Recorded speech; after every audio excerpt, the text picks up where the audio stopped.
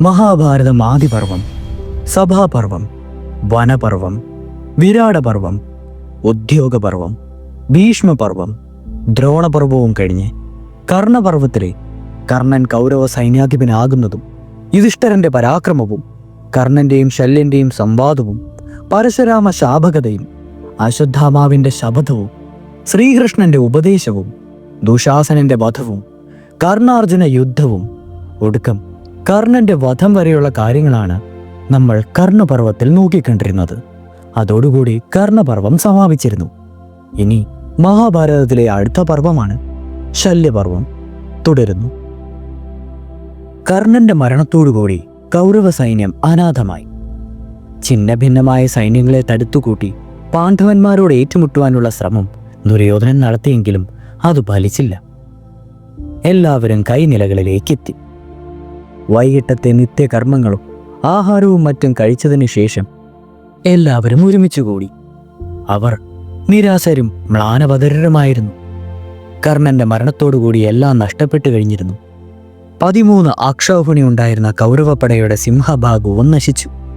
ശേഷിച്ചവയെ കൊണ്ട് എങ്ങനെയാണ് ഭീമനോടും അർജുനനോടും നേരിടുക? പാണ്ഡവരെ ജയിക്കുവാൻ കഴിയുകയില്ലെന്ന് എല്ലാവർക്കും ഏറെക്കുറെ ബോധ്യപ്പെട്ടു കഴിഞ്ഞു.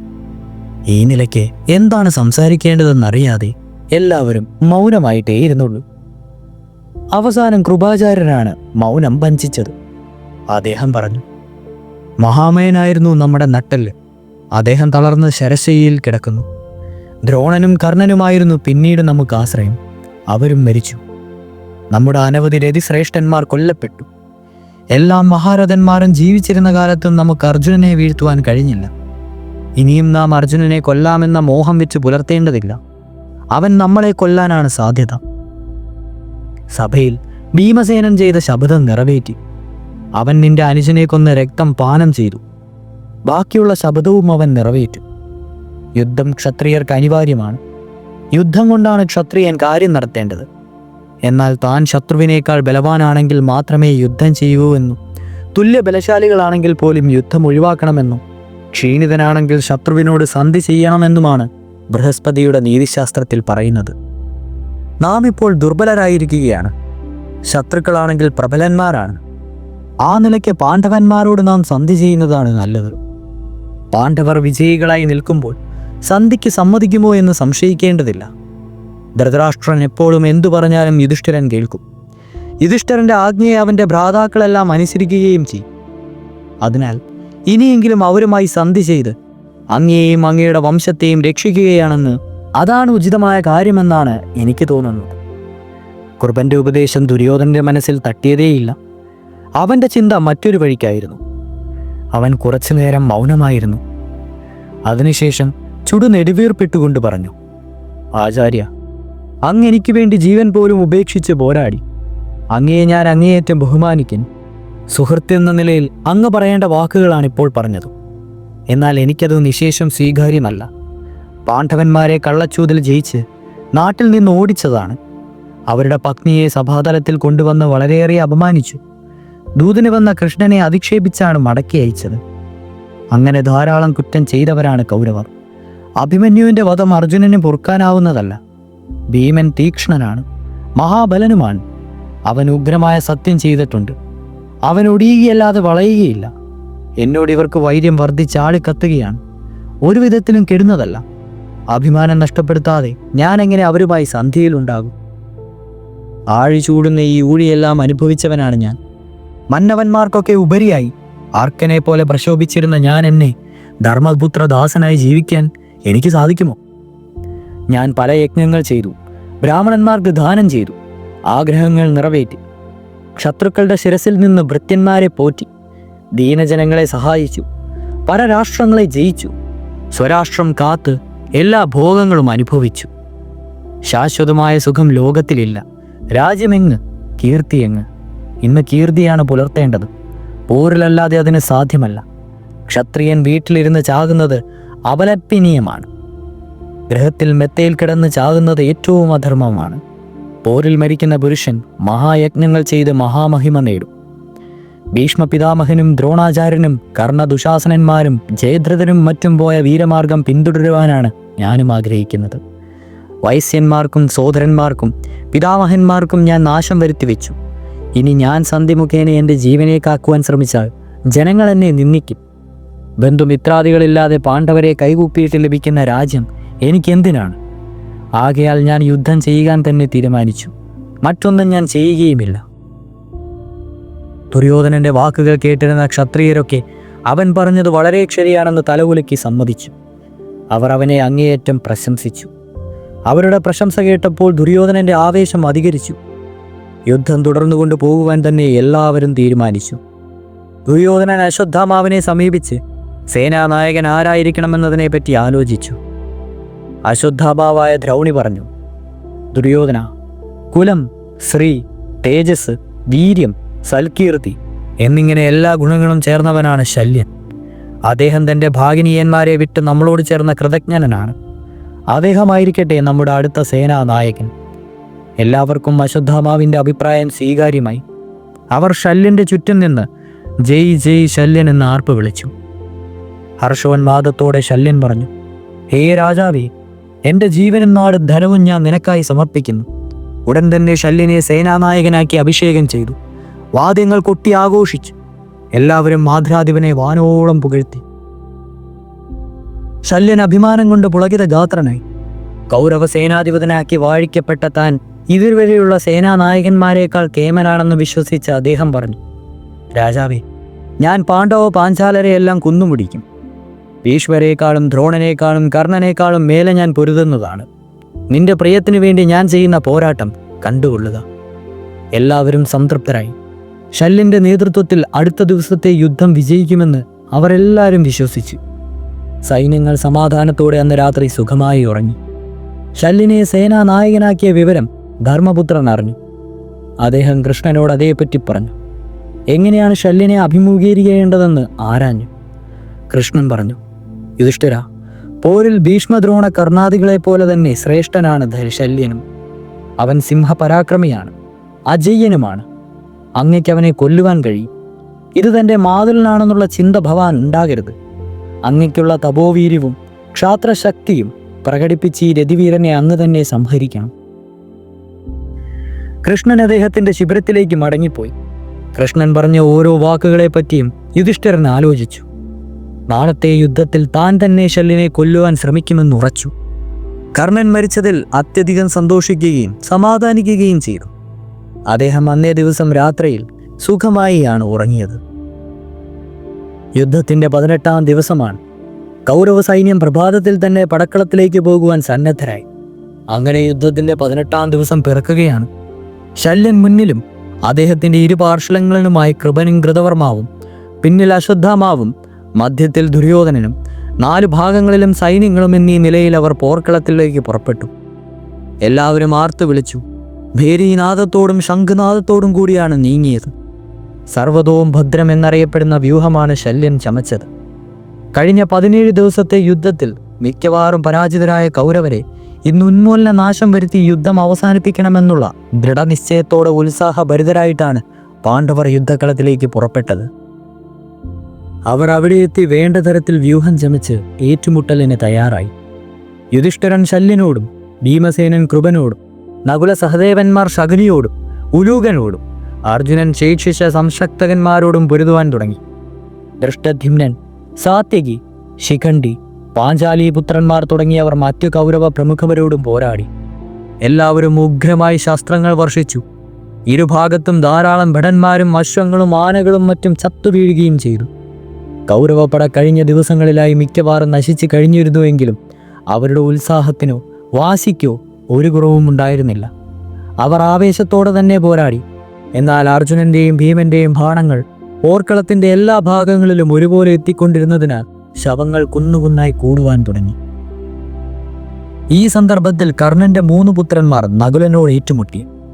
ഭയങ്കരമായ യുദ്ധത്തിൽ ഇരുകൂട്ടരും മേഘപ്പാളികളിൽ നിന്ന് ജലം വർഷിക്കുന്നത് പോലെ അസ്ത്രങ്ങൾ വർഷിച്ചു. കുറച്ചു കഴിഞ്ഞപ്പോൾ കർണപുത്രനായ ചിത്രസേനൻ നകുലന്റെ വില്ലു മുറിച്ചു. മറ്റൊരു വില്ലെടുക്കുന്നതിന് മുമ്പായി തന്നെ സൂതനെയും കുതിരകളെയും കൊന്നു. 3 ശരങ്ങൾ നകുലന്റെ നെറ്റിയിൽ ഏൽപ്പിക്കുകയും ചെയ്തു. അപ്പോൾ വർദ്ധിച്ച ശൗര്യത്തോടെ നകുലൻ വാളും പരിചയമെടുത്ത് തേരിൽ നിന്ന് താഴേക്ക് ചാടി. ചിത്രസേനൻ അപ്പോഴും നകുലന്റെ മേൽ ബാണങ്ങൾ ചുരിഞ്ഞുകൊണ്ടേയിരുന്നു. എന്നാൽ തൻ്റെ പരിച കൊണ്ട് അതെല്ലാം തട്ടിത്തെറിപ്പിച്ച് നകുലൻ മിന്നൽ വേഗത്തിൽ ചിത്രസേനൻ്റെ തേരിൽ ചാടിക്കയറി. ശല്യൻ ഉൾപ്പെടെ എല്ലാ കൗരവരും നോക്കി നിൽക്കെ നകുലൻ ചിത്രസേനൻ്റെ ഖണ്ഡം മുറിച്ചു. ചിത്രസേനൻ വധിക്കപ്പെട്ടപ്പോൾ അവൻ്റെ 2 സഹോദരന്മാരായ സത്യസേനനും സുഷേണനും നകുലനെ വളഞ്ഞ് ശരങ്ങൾ കൊണ്ട് മൂടി. അവർ നകുലൻ്റെ തേര് തകർക്കുവാൻ ആവുന്നത്ര ശ്രമിച്ചു. നകുലൻ 4 അമ്പുകളയച്ച് ചിത്രസേനൻ്റെ 4 ഹയങ്ങളെയും കൊന്നു. അവൻ്റെ വില്ലും മുറിച്ചു.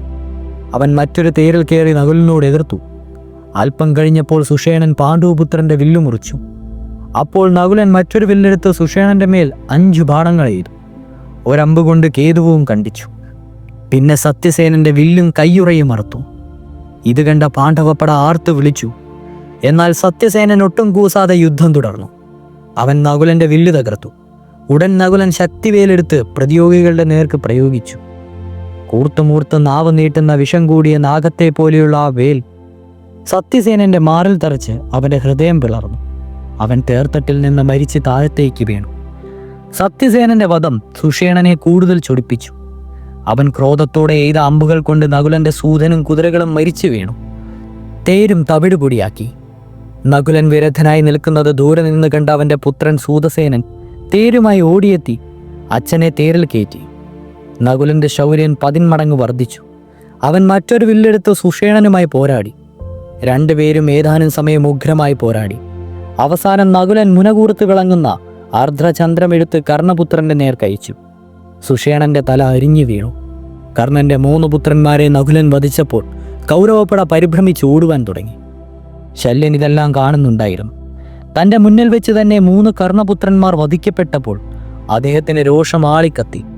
ഓടിപ്പോകുവാൻ തുടങ്ങിയ സൈന്യത്തെ തടുത്തു നിർത്തി ഏറ്റുമുട്ടുവാൻ പ്രേരിപ്പിക്കുകയും ശല്യൻ തന്നെ സൈന്യങ്ങളുടെ മുൻപന്തിയിൽ പാണ്ഡവ സൈന്യത്തോട് പോരാടുകയും ചെയ്തു. ശല്യൻ ആദ്യമായി ധർമ്മജനോടാണ് ഏറ്റുമുട്ടിയത്. അവരിരുവരും കൂടി ഉഗ്രമായി യുദ്ധം ആരംഭിച്ചപ്പോഴേക്കും ഭീമനും സാത്വികയും മാതൃസൂതന്മാരും ധർമ്മപുത്രന്റെ സഹായത്തിനെത്തി. എന്നാൽ ശല്യൻ അവരോടൊക്കെ ഒരേ തരത്തിൽ അക്ഷീണനായി എതിർത്തുകൊണ്ടേയിരുന്നു. അദ്ദേഹത്തിന്റെ സഹായത്തിനായി കൃപനും കൃതവർമാവും എത്തുകയും ചെയ്തു. കൃതവർമാവ് ഭീമന്റെ അശ്വങ്ങളെ വധിച്ചു. ഹതാശ്വനായ ഭീമൻ തേരിൽ നിന്നിറങ്ങി ദണ്ഡ് ധരിച്ച യമനെ പോലെ കൗരവപ്പടയെ തകർക്കുവാൻ തുടങ്ങി. അവൻ മിന്നുന്ന ഗദയുമായി ശല്യന്റെ നേരെ ചെന്ന് ശല്യന്റെ 4 കുതിരകളെയും അടിച്ചു കൊന്നു. അപ്പോൾ ശല്യൻ ഭീമന്റെ നേരെ തോമാരം പ്രയോഗിച്ചു. അത് ഭീമന്റെ ചട്ട പൊട്ടിച്ച് മാറിൽ കൊള്ളുകയും ചെയ്തു. പക്ഷേ ഭീമൻ അതിലൊട്ടും കൂസാതെ ഈ തോമരം വലിച്ചെറിഞ്ഞ് ശല്യന്റെ സൂതന്റെ നേർക്ക് പ്രയോഗിച്ചു. ചട്ട തകർന്ന് മാറിൽ തുളച്ചു കയറിയ തോമരം സൂതന്റെ ജീവൻ ഒടുക്കി. ഇത് കണ്ടപ്പോൾ ശല്യൻ ഗദയും എടുത്തുകൊണ്ട് തേരിൽ നിന്ന് താഴേക്ക് ചാടി ഭീമനോടേറ്റു. ഭീമനും ശല്യനും കൂടി നടത്തിയ ഗദായുദ്ധം രോമാഞ്ചകഞ്ചുകമായിരുന്നു. ഇരുവിഭാഗം സൈന്യങ്ങളും സിംഹനാദം മുഴക്കി. ശംഖു വിളിച്ചും പെരുമ്പറ കൊട്ടിയും ഇരുവരെയും പ്രോത്സാഹിപ്പിച്ചു. 2 പക്ഷത്തു നിന്നും ബേഷ് ബേഷ് എന്ന് പറഞ്ഞ് കരഘോഷം മുഴങ്ങി. ശല്യനും ഭീമനും വൃക്ഷങ്ങളെപ്പോലെ ചീറി. ശല്യന്റെ ഗദ അഗ്നിജാല ചൂടുന്നത് പോലെയായി. മിന്നൽ പിണർ പോലെ ഇരുഗതകളിൽ നിന്നും തീപ്പൊരി ചിതറി. ഇടയ്ക്കിടയ്ക്ക് ഇരുവരുടെയും ശരീരത്തിൽ ഗദാപ്രയോഗമേറ്റു. 2 പേരുടെയും ശരീരത്തിൽ നിന്ന് രക്തം പ്രവഹിച്ചു. എന്നിട്ടും 2 പേരും പാറ പോലെ ഉറച്ചു നിന്ന് പോരാട്ടം തുടർന്നു. അവരുടെ ഗദാപ്രഹരമേറ്റ് ശബ്ദത്തിന്റെ ഇടിവെട്ടുന്നത് പോലെ ദിഗന്ധങ്ങളിൽ മാറ്റലുകും. ഏറെ നേരത്തെ ഗദായുദ്ധത്തിന്റെ അവസാനം പരസ്പരം അടിയേറ്റ് അവർ ഒപ്പം മോഹാലസ്യപ്പെട്ടു വീണു. ഇത് കണ്ട കൃപൻ പെട്ടെന്ന് വന്ന് ശല്യനെ തേരിലേറ്റി പിന്നണിയിലേക്ക് കൊണ്ടുപോവുകയും ചെയ്തു. ഭീമൻ പെട്ടെന്ന് മോഹാലസ്യം വിട്ട് ചാടി എണീറ്റ് മാദ്രേശനെ ചുറ്റും തിരഞ്ഞു. എങ്ങും കാണാതെ വന്നപ്പോൾ വാശിയോടെ കൗരവസേനയുടെ മധ്യത്തിലേക്ക് കയറി ഭടന്മാരെ അടിച്ചു കൊല്ലുവാൻ തുടങ്ങി. ഇത് കണ്ട് ദുര്യോധനൻ ഭീമനോട് എതിർക്കുവാൻ ഓടിയെത്തി. അപ്പോൾ ചേകീദാനൻ അവനെ തടഞ്ഞു. ദുര്യോധനൻ അവന്റെ നേരെ മൂർച്ചയേറിയ ഒരു കുന്തം പ്രയോഗിച്ചു. ചേകീദാനൻ അതേറ്റ് തേർത്തട്ടിൽ ചോര ചാടി മരിച്ചു വീണു. ഈ സമയത്ത് പോർക്കളത്തിന്റെ മറ്റൊരു ഭാഗത്ത് അർജുനനും അശ്വത്ഥാമാവും കൂടി ഏറ്റുമുട്ടി. ഘോരമായ യുദ്ധം നടന്നുകൊണ്ടിരുന്നു. അശ്വത്ഥാമാവ് ത്രികർത്തന്മാരുടെ സഹായത്വവും ഉണ്ടായിരുന്നു. ദ്രൗണി അയച്ച അമ്പുകൾ കൊണ്ട് അർജുനന്റെ തേർത്തട്ട് നിറഞ്ഞു. എന്നാൽ അർജുനൻ അശേഷം കുലുങ്ങിയില്ല. നിശിതങ്ങളായ ശരങ്ങളെ ദ്രൗണിയുടെ കൗരവസേനയുടെ നേരെ വർഷിച്ചു. അർജുനരഥം ഒരു നിമിഷം പോലും നിൽക്കാതെ ചലിച്ചുകൊണ്ടേയിരുന്നു. 4 ഭാഗങ്ങളിലേക്കും ഒരേ സമയം അസ്ത്രങ്ങൾ വർഷിക്കുകയും ചെയ്തു. കൗരവസേനയുടെ തേരുകൾ തകർന്നുകൊണ്ടേയിരുന്നു. ആവനാഴി, കൊടിക്കുറ, കൊടിക്കാലുകൾ, ചമ്മട്ടികൾ എന്നിവയുടെ കൂമ്പാരങ്ങൾ ഭൂമിയിൽ കാണുവാനായി. ശിരസറ്റ ഉടലുകളും മുറിഞ്ഞ കൈകളും കണങ്കാലുകളും കൂട്ടായി പാർത്ഥന്റെ രഥം പോകുന്ന മാർഗത്തിൽ വീണുകിടക്കുന്നതായി കാണപ്പെട്ടു. തേരാളി വീരരും പുരുഷ വ്യാഘ്രങ്ങളുമായ പാർത്ഥനും ദ്രൗണിയും പരസ്പരം കൊല്ലണമെന്നുള്ള ഉദ്ദേശത്തോടുകൂടിയും ആ ഒരു പോരാട്ടം രോമാഞ്ചകഞ്ചുകമാകുന്ന വിധത്തിൽ തന്നെയായിരുന്നു. അവർ ശരവർഷം ചൊരിഞ്ഞു. ഏറെ സമയം അവരുടെ പോരാട്ടം സമനിലയിൽ നിന്നു. അപ്പോഴേക്കും അർജുനൻ അശ്വത്ഥാമാവിന്റെ അശ്വങ്ങളെ കൊന്നു. അശ്വങ്ങൾ ചെത്ത തേർത്തട്ടിൽ നിന്ന് ദ്രൗണി പാർത്ഥന്റെ നേരെ ഒരു മുസലം പ്രയോഗിച്ചു. പൊൻതകിട് കെട്ടിച്ച് അത് ഊക്കോടെ അടുക്കുമ്പോൾ അർജുനൻ അതിനെ 7 കഷ്ണങ്ങളാക്കി നുറുക്കി. ഇത് കണ്ടപ്പോൾ ദ്രൗണി ഏറെ ക്ഷുഭിതനായി. അവനുടൻ തന്നെ മല പോലെയുള്ള ഒരു പരിഘം, അതായത് ഇരുമ്പുഗത, പാർത്ഥന്റെ നേരെ എറിഞ്ഞു. അത്ഭുതമെന്ന് പറയട്ടെ, അർജുനൻ 5 അമ്പെയ്ത് അതിനെ 5 ആയി നുറുക്കി. ഇത് കണ്ടു നിന്ന കൗരവന്മാരുടെ മനസ്സാകെ പിളർന്നു. കുതിരകൾ ചത്തിട്ടും തേരിൽ നിന്ന് സിംഹതുല്യമായ ശക്തിയോടെ പോരാടുന്ന അശ്വത്ഥാമാവിന്റെ നേരെ ദ്രുപദ രാജാവിന്റെ ഒരു പുത്രനായ സുരഥൻ ആക്രമണം നടത്തി. തീനാളങ്ങൾ പോലെയുള്ള അനവധി ബാണങ്ങൾ അവൻ ദ്രൗണിയുടെ മേൽ ചുരിഞ്ഞു. അതിലൊരെണ്ണം ദ്രൗണിയുടെ ശരീരത്തിലും കൊണ്ടു. ചവിട്ടേറ്റ സർപ്പത്തെ പോലെ ചുരിച്ച ദ്രൗണി ഒരു കൂർത്ത നാരായമെടുത്ത് സുരഥനെ ലാക്കാക്കി ചെയ്തു. യമഖണ്ഡം പോലെയുള്ള ഈ നാരായം സുരഥന്റെ നെഞ്ചു പിളർന്നു കയറി.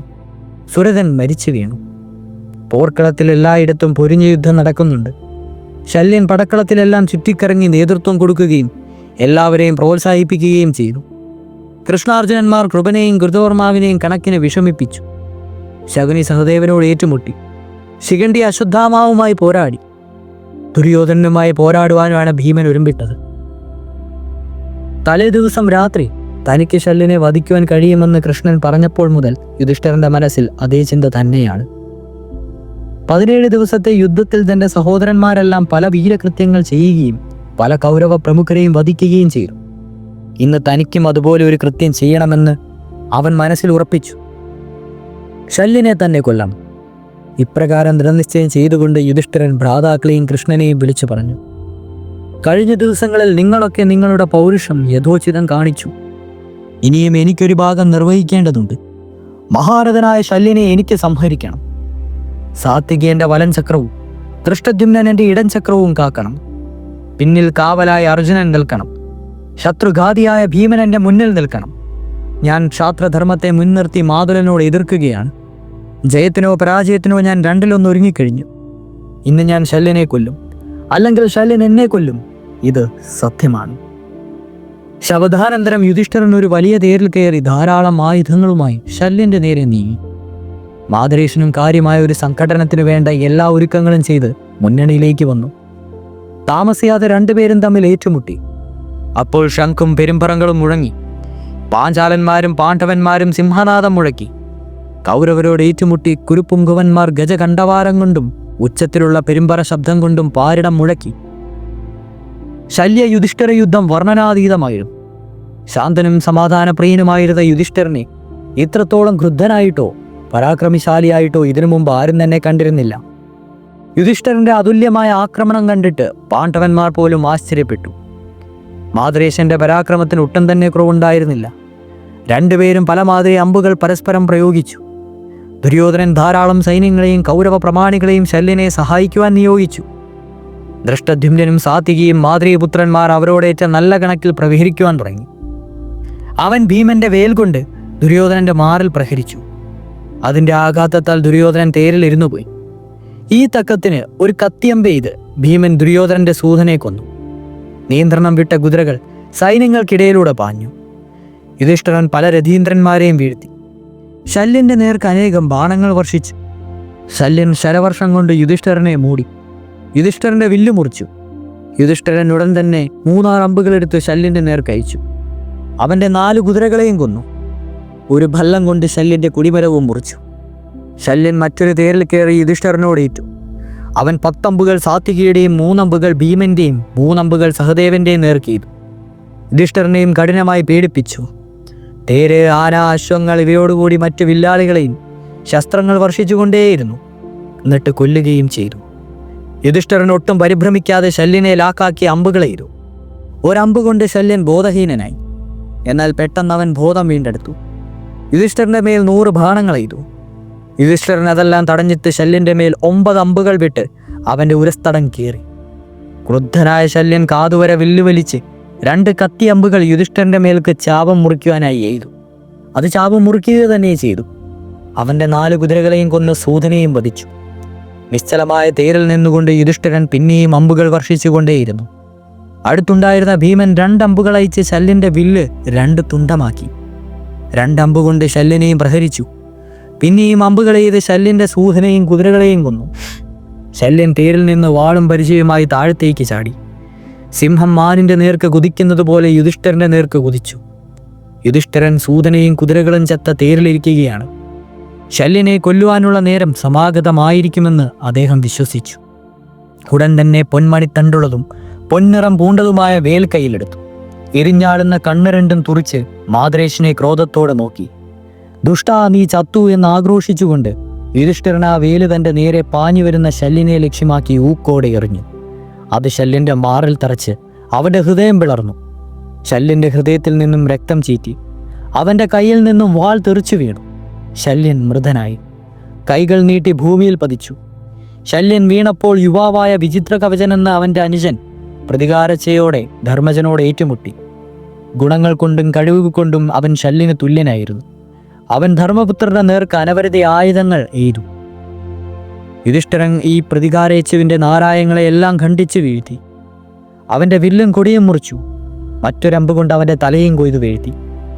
യുധിഷ്ഠിരൻ കൃതകൃത്യനായി വിഷമാർത്ഥം പിന്നണിയിലേക്ക് പോവുകയും ചെയ്തു. ശല്യനും സഹോദരനും മരിച്ചപ്പോൾ ഹാ എന്ന് നിലവിളിച്ചുകൊണ്ട് കൗരവ സൈന്യങ്ങൾ പാലായനം ചെയ്യുവാൻ തുടങ്ങി. എന്നാൽ സാത്വികി അവരെ വിട്ടില്ല. പിന്നാലെ പാഞ്ഞു ചെന്ന അനവധി അമ്പുകൾ ചെയ്ത് ഒടുവന്നവരിൽ പലരെയും കൊല്ലുകയുണ്ടായി. അപ്പോൾ കൃതവർമാവ് സാത്വികിയോട് ഏറ്റുമുട്ടി. കുറെ നേരം അവർ തമ്മിൽ ശക്തിയായി പോരാടി. സാത്വികി കൃതവർമാവിന്റെ തേരും കുതിരകളും മറ്റും നശിപ്പിച്ചു. ഉടൻ കൃപൻ അവിടെ എത്തി. കൃതവർമാവിനെ തന്റെ തേരിൽ കയറ്റി പിന്നണിയിലേക്ക് കൊണ്ടുപോവുകയും ചെയ്തു. ഇത്രയൊക്കെ ആയിട്ടും ദുര്യോധനന്റെ വീര്യം നശിച്ചില്ല. ഇനിയും പാണ്ഡവരെ തോൽപ്പിക്കുവാൻ കഴിയുമെന്നുള്ള വ്യാമോഹം അവനുണ്ടായിരുന്നു. പിന്തിരിഞ്ഞോടുന്ന തന്റെ സൈന്യങ്ങളെ തടഞ്ഞു നിർത്തിക്കൊണ്ട് അവൻ പറഞ്ഞു, ഹേ സൈനികരെ, നിങ്ങൾ എവിടേക്കാണ് ഓടിപ്പോകുന്നത്? നാം എല്ലാം ഇവിടെ നിന്നാൽ നമുക്ക് വിജയം തീർച്ചയാണ്. ചിന്നിച്ചിതറി ഓടിയാൽ പാണ്ഡവന്മാർ നിങ്ങളെ പിന്തുടർന്നു വന്ന് കൊല്ലും. നമുക്ക് നല്ലത് ഉറച്ചു നിൽക്കുകയാണ്. ശൂരനെയും ഭീരുവിനെയും അന്തകൻ വ്യത്യാസം കൂടാതെ കൊല്ലും. അതുകൊണ്ട് പൊരുതാതിരിക്കുന്നത് മൂഢത്വമാണ്. ജയിച്ചാൽ ഇഹത്തിൽ സൗഖ്യം, മരിച്ചാൽ വീരസ്വർഗം. യുദ്ധധർമ്മത്തെക്കാൾ വലിയ സ്വർഗം വേറെ ഒരുത്തുമില്ല. ദുര്യോധനന്റെ വാക്കുകൾ കേട്ട രാജാക്കന്മാരും ഭടന്മാരും വീണ്ടും പോരാടുവാൻ തയ്യാറായി. മാദ്രേശ സൈന്യങ്ങൾ തങ്ങളുടെ രാജാവായ ശല്യനെ കൊന്നതിന്റെ പക വീട്ടുവാൻ തയ്യാറായി. എല്ലാവരും കൂടി പാണ്ഡവ സൈന്യങ്ങളുടെ നേരെ ആക്രമണം ആരംഭിച്ചു. അക്കൂട്ടത്തിൽ മ്ലേച്ഛ ഖണ്ഡാനിധിപനായ ശാൽവനുമുണ്ടായിരുന്നു. അയാൾ ഒരു വലിയ ആനപ്പുറത്തിരുന്നാണ് യുദ്ധം ചെയ്തത്. അഭ്യാസിയായ ശാൽവൻ അതിഭയങ്കരമായി പോരാടി. അവൻ പാണ്ഡവപ്പടയെ നശിപ്പിച്ചുകൊണ്ട് മുന്നേറിക്കൊണ്ടേയിരുന്നു. ഇത് കൗരവപ്പടയിൽ ഒരു നവോന്മേഷം പകർന്നു. അവരും പൂർവാധികം ഉണർവോടെ പോരാടുവാൻ തുടങ്ങി. ഇത് കണ്ട് ദൃഷ്ടദ്യുമ്നൻ ശാൽവനോട് ഏറ്റുമുട്ടി. അവർ അന്യോന്യം ശരങ്ങൾ വർഷിച്ച് ഉഗ്രമായി പോരാടി. അക്കൂട്ടത്തിൽ കൂർത്ത 5 നാരായങ്ങൾ ദൃഷ്ടദ്യുമ്നൻ ശാൽവന്റെ ആനയുടെ മസ്തകത്തിൽ എയ്തു കൊള്ളിച്ചു. അപ്പോൾ ആന വിരണ്ടോടുവാൻ ഒരുങ്ങി. എന്നാൽ ശാൽവൻ അതിനെ തട്ടിക്കൊണ്ടും കോൽ കൊണ്ടും നിർത്തി പാഞ്ചാലി രാജാവിന്റെ നേർക്ക് പായിച്ചു. ക്രുദ്ധനായി വരുന്ന ആനയെ കണ്ടപ്പോൾ ദൃഷ്ടദ്യുമ്നൻ ഗദയുമെടുത്ത് തേരിന് പുറത്തേക്ക് ചാടി. ആന പാഞ്ചാലന്റെ രഥം തകർക്കുകയും സൂതനെയും കുതിരകളെയും ചവിട്ടിയിരച്ച് കൊല്ലുകയും ചെയ്തു. അപ്പോഴേക്കും ശിഖണ്ഡിയും ഭീമനും സാത്വികിയും അവിടെ എത്തി. ആന പിന്നെയും തേരുകൾ തകർക്കുകയും അതും മറ്റും ചെയ്തുകൊണ്ടേയിരുന്നു. ദൃഷ്ടദ്യുമ്നൻ ശത്രുഘാതിയായ ഗജത്തിനോട് എതിർത്തു. മല പോലെയുള്ള ആ മത്തേവത്തിന്റെ മസ്തകത്തിൽ ആഞ്ഞടിച്ചു. അതോടെ തലയിൽ നിന്ന് രക്തം പ്രവഹിച്ച് ഭൂകമ്പത്തിൽ ഇളകിയ കുന്നുപോലെ ഗജം മറിഞ്ഞു വീണ് മരിച്ചു. അപ്പോൾ തന്നെ സാത്വികി ശാൽവനെ ലക്ഷ്യമാക്കി വിട്ട് ഒരു കത്തിയമ്പ് അവന്റെ കണ്ടത്തിൽ കൊള്ളുകയും ശാൽവൻ മരിച്ചു വീഴുകയും ചെയ്തു.